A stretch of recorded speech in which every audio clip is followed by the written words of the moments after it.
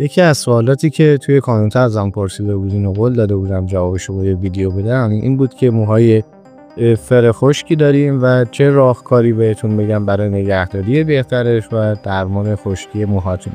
یکی از اشتباهاتی که افرادی که موهای فر و خشک دارن انجام میدن شستشوی زیاد موه.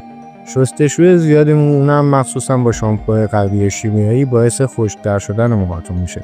شما نهایتاً باید 2 بار در هفته موهاتون رو با شامپو بشورید و هرچی از شامپوی بیشتر استفاده کنین یعنی خشک‌تر شدن بیشتر موها و توی موهای فر این خشکی مو یک فاجعه است چون باعث ویز شدن موها میشه و ترجیحاً هم از شامپوهای بدون سولفات استفاده کنین چون خشکی موهاتون رو تشدید نمی‌کنه و باعث بهتر شدن این خشکی میشه.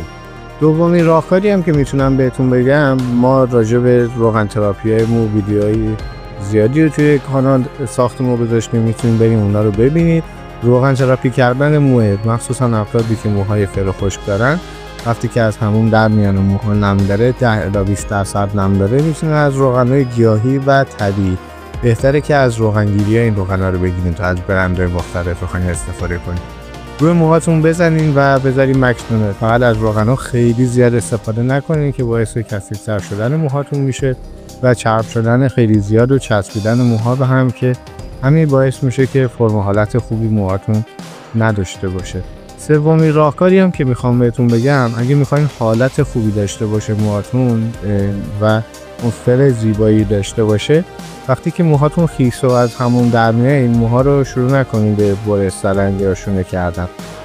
چه خیسش چه خشکش اگه میخواین حالت خوبی داشته باشه ترجیحاً از برش و شونه استفاده نکنید و برای برش زدن موهاتون میتونین قبل از همون رفتن این کارو بکنین. اون وقتی که مهم نیست با شستشون میذاره موهاتون فرش دوباره برگرده به یه حالت خیلی زیبا و قشنگ.